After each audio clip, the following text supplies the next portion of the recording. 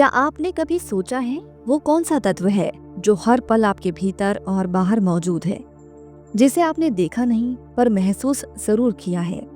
एक ऐसी शक्ति जो जब चाहे इस दुनिया को बचाने के लिए जन्म ले सकती है और जब चाहे इसे फिर से शून्य में बदल सकती है। उस शक्ति का नाम है भगवान विष्णु। आप में से कई लोगों ने सुना होगा कि ब्रह्मा ने सृष्टि का निर्माण किया, लेकिन क्या आपने कभी सोचा है कि ब्रह्मा कहाँ से आए? पुराणों में बताया गया है कि ब्रह्मा स्वयं भगवान विष्णु की नाभि से निकले, कमल से उत्पन्न हुए थे। इसका मतलब है कि ब्रह्मा भी विष्णु की ही रचना है। तो यदि विष्णु सृष्टि से पहले थे, तो वे स्वयं कैसे अस्तित्व में आ गए? इस गहरे रहस्य को समझने के लिए हमें समय से भी परे जाना होगा। आइए हम उस समय में चलते हैं जब न कोई तारा था, न सूर्य, न चांद, न समय था और न ही कोई दिशा, सिर्फ गहरा शून्य था। और उस शून्य में थे सदाशिव। सदाशिव कोई शरीरधारी नहीं थे, वे पर ब्रह्म हैं जो अव्यक्त और अनंत हैं। वे न जन्म लेते हैं और न ही उनकी मृत्यु होती है। वे हमेशा से थे और हमेशा रहेंगे। जब कुछ नहीं था तब सदाशिव ने इच्छा की कि वे एक ऐसी चेतना को रूप दे जो सृष्टि का पालन, रचना और संचालन कर सके। उनकी इसी इच्छा से, उनकी छाया से श्री नारायण प्रकट हुए। सदाशिव ने उस अदृश्य ब्रह्म चेतना को श्री हरि के रूप में स्थापित किया। श्री हरि यानी विष्णु फिर योग निद्रा में लीन हो गए और उनके नाभि कमल से 4 मुखों वाले ब्रह्मा का जन्म हुआ। यह कमल कोई साधारण फूल नहीं था, यह हिरण्य गर्भ था, चेतना और सृष्टि का बीज।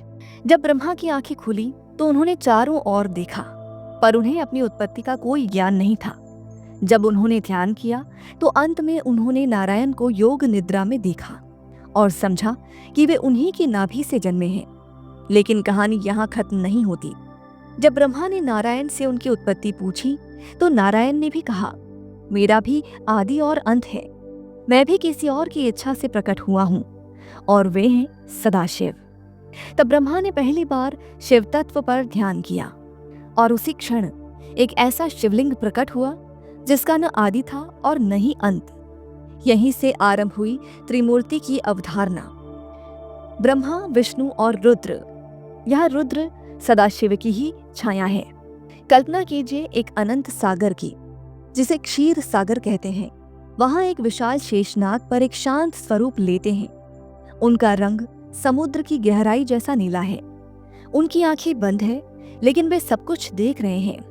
उनके पैरों के पास देवी लक्ष्मी बैठी है और उनकी नाभि से एक कमल निकल रहा है जिसमें ब्रह्मा विराजमान है।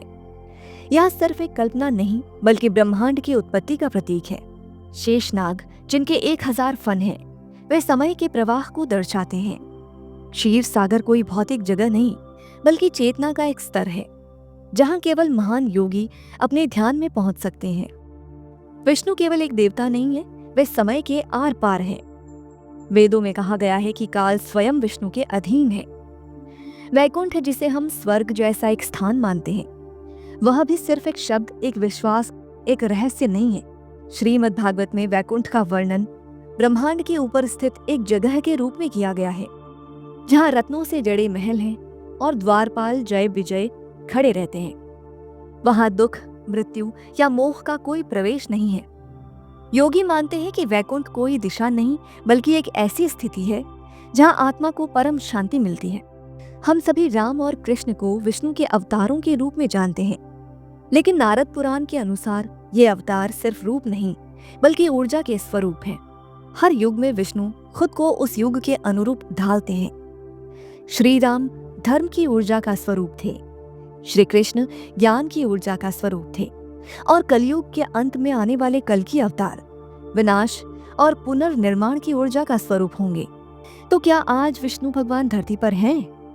उत्तर है जी हाँ, पर किसी रूप में नहीं बल्कि ऊर्जा के रूप में। जहां भी कोई ध्यानस्थ साधक बैठा है, जहां कोई माँ अपने बच्चे को सुला रही है, जहां कोई संत दूसरों के लिए प्रार्थना कर रहा है, वहां विष्णु है। आज भी विष्णु के अंशावतार पृथ्वी पर जन्म लेते हैं, जिन्हें हम संत, गुरु या महात्मा के रूप में पहचानते हैं।